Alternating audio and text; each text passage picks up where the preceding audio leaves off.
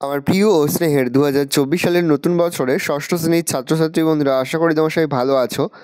আজ আমরা যে বিষয়টি নিয়ে আলোচনা করব ষষ্ঠ শ্রেণীর থার্ড সেমিস্টার অর্থাৎ ফাইনাল পরীক্ষার বাংলার কোশ্চেন পেপার নিয়ে। দেখো সরাসরি স্ক্রিনে কিন্তু তোমরা ষষ্ঠ শ্রেণীর থার্ড সেমিস্টার অর্থাৎ ফাইনাল পরীক্ষার বাংলার কোশ্চেন পেপারটা দেখতে পাচ্ছ। ফুল মার্কস তোমাদের রয়েছে 70 আর সময় তোমাদের রয়েছে 2 ঘন্টা 30 মিনিট। একে দাগে রয়েছে সঠিক উত্তর বেছে নিয়ে রেখো যে কোনো 6টি, প্রতিটি প্রশ্নের মান 1 করে 1 × 6 = 6। ন্যায়ের বিধান দিলেন রঘুপতি নিমায়, রঘুমণি রঘুবর, উত্তর হবে রঘুমণি। যতীন দাস অনশন করেন 63 দিন, 53 দিন, 50 দিন, 100 দিন, উত্তর হবে 63 দিন। বন্যার ফলে দুই ভাইয়ের কুটির কি হয়? ভেসে যায়, ভেঙে যায়, ধসে যায়, খান খান হয়ে যায়, উত্তর হবে ভেসে যায়। কুলে কুলে দেখা যায় শ্যামল ধরণী, লাল ধরণী, পাণ্ডুর ধরণী, তরণী, উত্তর হবে শ্যামল ধরণী। হাবুর বিপদ গল্পে হাবু কোন বেঞ্চে বসে? শেষ বেঞ্চে, মাঝের বেঞ্চে, দ্বিতীয় বেঞ্চে, প্রথম বেঞ্চে? মাঝের বেঞ্চে। ছুটি পেলেই কিশোরটি কোথায় ছুটে যেত? সমুদ্রে, পাহাড়ে, নদীতে, মরুভূমিতে? সমুদ্রে। রূপলি সঙ্গের সঙ্গে CCH এর খেলা কত বছর হয়নি? উত্তর হবে 11। মিটারে সোনার মেডেল কে পেতে পারত? বিষ্টু। 2 দাগে রয়েছে নিচের যে কোনো 6টি প্রশ্ন উত্তর, প্রশ্নের মান 1 করে 1 × 6 = 6। প্রথম, 300 কোটি মিলিত কণ্ঠে ডাকে যখন আমার দেশ। কার 300 কোটি সন্তান? ভারত মাতার 300 কোটি সন্তান। যতীন দাস কোথায় জন্মগ্রহণ করেছিলেন? যতীন দাস উত্তর কলকাতার শিকদার বাগান অঞ্চলে মামার বাড়িতে জন্মগ্রহণ করেছিলেন। মোরা দুই সহোদর ভাই কবিতায় সহোদর কারা? মোরা দুই সহোদর ভাই কবিতায় সহোদর ছিল হিন্দু ও মুসলমান ধর্মাবলম্বী মানুষ। মনে ভাবি কত প্রেম আছে তারে ঘিরে। কাকে ঘিরে আছে? তো নদীর তীরে অবস্থিত ছায়াময় গ্রামগুলিকে ঘিরে অনেক প্রেম আছে। সুধীরবাবুর কপালের ভাঁজ কিসের চিহ্ন? সুধীরবাবুর কপালের ভাঁজ অসন্তোষের চিহ্ন। কিশোরের মন লাগে না কিসে? খেলাধুলো করতে কিশোরের মন লাগে না। রূপলির সঙ্গে সঙ্গে কাদের খেলা হয়েছিল? রূপলির সঙ্গে সঙ্গে CCH দলের খেলা হয়েছিল। নট আউট শব্দটি কোন খেলার সঙ্গে যুক্ত? নট আউট শব্দটি ক্রিকেট খেলার সঙ্গে যুক্ত। 3 দাগে রয়েছে নিচের প্রশ্নগুলির সংক্ষিপ্ত উত্তর দাও। যে কোনো 4টি প্রতিটি প্রশ্নের মান 2 করে 2 × 4 = 8। প্রথম, 1929 খ্রিস্টাব্দে 13ই জুলাই অনশন শুরু হয় কেন? লাহোর সেন্ট্রাল জেলে যতীন দাস সহ তার 15 জন সহযোদ্ধার উপর অমানুষিক পুলিশ নির্যাতনের প্রতিবাদে তারা 13ই জুলাই 1929 সালে সকলে সমবেতভাবে অনশন শুরু করেন। এক বৃন্তে দুটি কুসুম এর অর্থ কী? উদ্ধৃত অংশটির অর্থ হলো একটি বোঁটায় দুটি ফুল। তবে কবি এখানে ভারতে অবস্থিত হিন্দু ও মুসলমান দুটি সম্প্রদায়কে দুটি ফুল বলে গণ্য করেছেন। দুই জাতি ভাই সমান মোড়ে মড়ক এলে দেশে, এর মধ্যে দিয়ে বক্তা কী ইঙ্গিত করেছেন? বক্তা এর মধ্যে দিয়ে বলেছেন, দেশে মড়ক বা মারণরোগ দেখা দিলে তার প্রভাব থেকে হিন্দু হইবেন মুসলমান কেউ বাদ যায় না, অর্থাৎ মৃত্যু কখনো জাতি ধর্ম বর্ণ বিচার করে আসে না।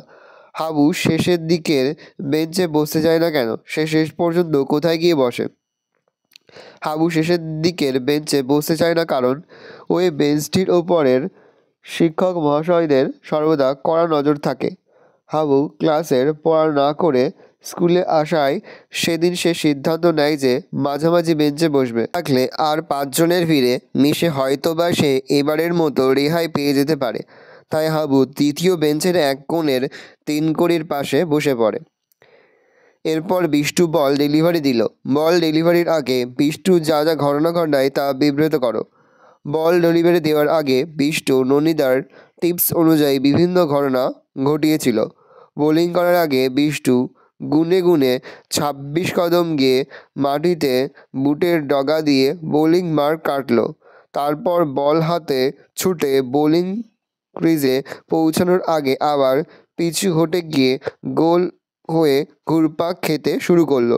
পাগলের মতো কখনো ঘুরে পাক খেয়ে, কখনো লাফিয়ে, আবার কখনো বোলিং মার্ক ফিরে গিয়ে সে ইচ্ছাকৃতভাবে সময় নষ্ট করছিল। লাফিয়ে কিন্তু ব্যাটসম্যানকে বল করছিল না। খেলা শেষের নির্ধারিত সময় পর্যন্ত এইভাবেই ছুটে গিয়েছিল বিষ্টু। মনে হয় সব নিয়ে এ ধরনের ভালো। কখন পৃথিবীকে ভালো মনে হয় এরকম মনে হওয়ার কারণ কি? কবি রবীন্দ্রনাথ ঠাকুর যখন আগ্রহপূর্ণ দৃষ্টিতে নিজের জীবন থেকে এই ধরনের প্রাণের দিকে তাকান তখন তার পৃথিবীকে ভালো বলে মনে হয়। ভালো মন্দ, সুখ দুঃখ এবং অন্ধকার আলো এই সবই পৃথিবীর অপরিহার্য অঙ্গ। পৃথিবীতে বসবাসকারী সবার কাছে এদের গুরুত্ব আছে। এদেরকে গ্রহণ করেই প্রত্যেকটি জীবন কাটাতে হয়। জীবনে যেমন সুখের প্রয়োজন আছে তেমনই দুঃখেরও প্রয়োজন আছে। সেই সঙ্গে ভালো মন্দ এবং প্রকৃতির আলো হাইপেন অন্ধকারও জীবনকে পরিপূর্ণ করে তোলে। তাই ভালো মন্দ, সুখ দুঃখ, আলো অন্ধকার নিয়ে সব মিলিয়ে এই পৃথিবীকে কবির ভালো বলে মনে হয়েছে। 4 দাগে রয়েছে নিচের প্রশ্নগুলির উত্তর নিজের ভাষায় লেখো। যে কোনো 4টি বদ্রীগোষ্ঠী মান 5 করে 5 গুণ 4 সমান সমান 20। যুদ্ধ করিল প্রতাপাদিত্য। প্রতাপাদিত্য কে ছিলেন? তিনি কাদের সঙ্গে যুদ্ধ করেছিলেন?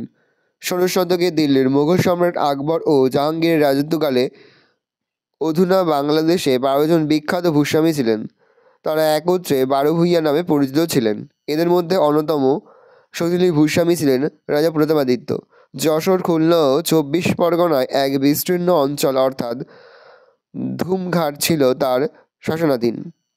বাংলায় মোগলরা আধিপত্য বিস্তারের চেষ্টা করলে প্রতাপাদিত্য মোগল রাজশক্তির বিরুদ্ধে ভয়ানক যুদ্ধ করে প্রাণ দিয়েছিলেন। জেলে যতীন দাসের পাশে স্লেট পেন্সিল রাখা হয়েছিল কেন? জেলে যতীন দাসকে জোর করে দুধ খাওয়াতে গেলে ফুসফুসে দুধ ঢুকে গিয়ে তিনি অজ্ঞান হয়ে যান। 48 ঘন্টা পর তার জ্ঞান ফিরলে তিনি বুঝতে পারেন তার গলা দিয়ে আর আওয়াজ বেরোচ্ছে না। এছাড়াও যতীন দাস লক্ষ্য করেন তার পাশে রাখা আছে একটি স্লেট ও একটি পেন্সিল। তার বুঝতে বাকি থাকে না যে জীবনে আর কোনোদিন তিনি কথা বলতে পারবেন না। এরপর যতীন দাস যাতে তার মনের ভাব, ইচ্ছা অনিচ্ছা অন্যান্য জানাতে পারে তার জন্য তার পাশে স্লেট ও পেন্সিল রাখা হয়েছিল। কবির কল্পনায় নৌকাযাত্রায় কী কী দৃশ্য তিনি দেখেছেন? রবীন্দ্রনাথের কাল্পনিক নৌকাযাত্রায় এই ধরনের বহু চোখ ভোলানো এবং মন জড়ানো দৃশ্য ধরা পড়েছে। তিনি মানুষ চোখে দেখেছেন এই ধরনের শস্য শ্যামল রূপ এবং ছায়া সুশীতল ছোট্ট ছোট্ট গ্রামগুলিকে। কবি এই সমস্ত দৃশ্য অত্যন্ত আন্তরিকতার সঙ্গে প্রত্যক্ষ করেছেন। কবির আন্তরিকতাপূর্ণ দৃষ্টিতে ধরা পড়েছে নদীর কিনার থেকে শুকাইবেন দুঃখ যেন দুই ভাই বোনের মতো তার দিকে করুণ দৃষ্টিতে তাকিয়ে আছে। কবি খুব আগ্রহের সঙ্গে এই গ্রাম্য দৃশ্যগুলিকে অবলোকন করেছেন। এইটাই সুধীরবাবুর মেথড। সুধীরবাবুর মেথডটি কি? তার এমন মেথড অবলম্বন করার সুবিধা কী? সুধীরবাবুর মেথড অর্থাৎ শিখন পদ্ধতি হলো তিনি ক্লাসে ঢুকে চেয়ারে বসে ছাত্রদের জিজ্ঞাসা করবেন গত দিনে যে রচনা লিখতে দিয়েছিলেন তার সকলে তৈরি করে এনেছে কিনা। এরপর সবাই সম্মতি জানালে তিনি বেছে বেছে কয়েকজনকে লেখা পড়তে বলেন এবং বাকিদের সেগুলি মন দিয়ে শুনতে বলেন। এটাই তার মেথড।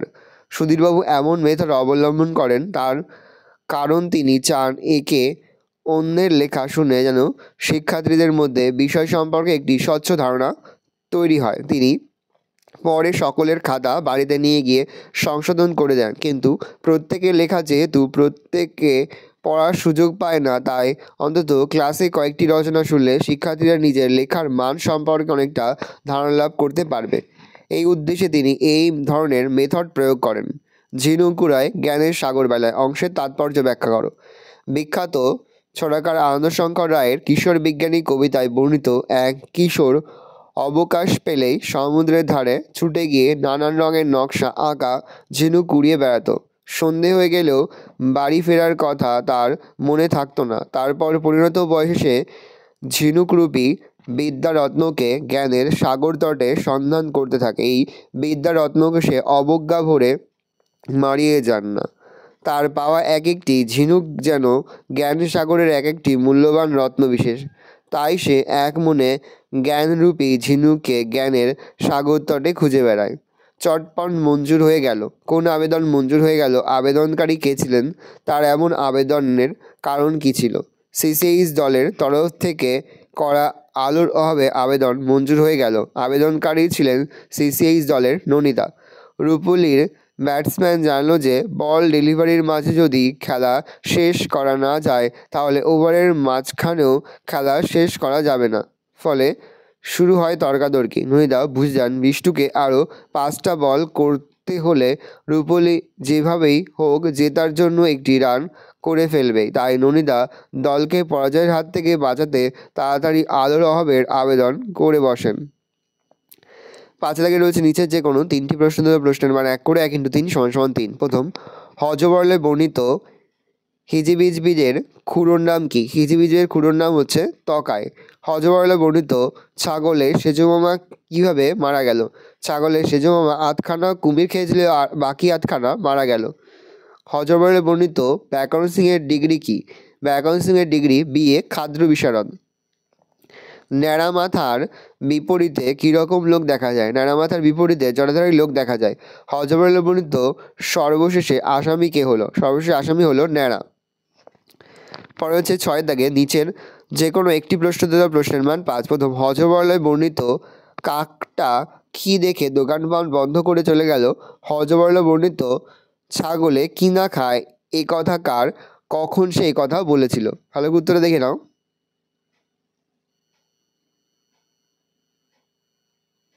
পরের প্রশ্ন, হযবরলে বইটিতে কোন চরিত্রকে তোমার সবথেকে ভালো লেগেছে, কেন ভালো লাগলো সে বিষয়ে বলো।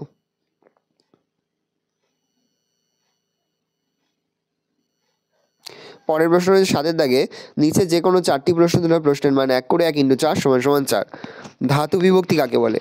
কাল ও পুরুষভেদে যে বর্ণ বা বর্ণসমষ্টি ধাতুর উত্তরে যুক্ত হয়ে ক্রিয়াপদ গঠন করে সেই বর্ণ বা বর্ণ সমষ্টিকে ধাতু বিভক্তি বা ক্রিয়া বিভক্তি বলে।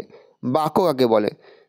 পরস্পর অর্থের সম্পর্কযুক্ত পদগুলি জুড়ে নির্দিষ্ট ক্রম অনুযায়ী বিন্যস্ত হয়ে যখন কোনো বস্তু, ধারণা বা ভাবনাকে প্রকাশ করে তখন সেই এককগুলিকে বলা হয় বাক্য। নির্দেশ অনুযায়ী নিচের বাক্যগুলিকে রূপান্তরিত করো। চোখে ভালো দেখতে পাচ্ছি না অভ্যর্থনাক বাক্যে চোখে খারাপ দেখছি। পরের বাক্য পরিবর্তন, রাতের ট্রেন ধরতে হলে তাড়াতাড়ি করো নকারাত্মক বাক্যে রাতের ট্রেন ধরতে হলে দেরি করো না। পরের বাক্য রয়েছে, সেদিনের খেলা শেষ হলো এবং সবাই খুশি মনে বাড়ি ফিরল সরল বাক্যে সেদিনের খেলা শেষ হলে সবাই খুশি মনে বাড়ি ফিরল। পরের প্রশ্ন, নির্দেশ অনুযায়ী নিচের বাক্যগুলিকে রূপান্তরিত করো।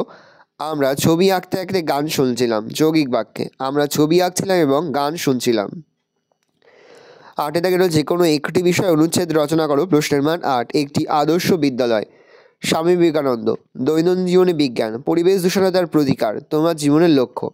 9 দাগে রয়েছে যে কোনো একটি বিষয়ে পত্র রচনা করো প্রশ্নের মান 6। বিদ্যালয়ে দেয়াল পত্রিকা প্রকাশের অনুমতি চেয়ে প্রধান শিক্ষক মহাশয়ের নিকট আবেদনপত্র লেখো।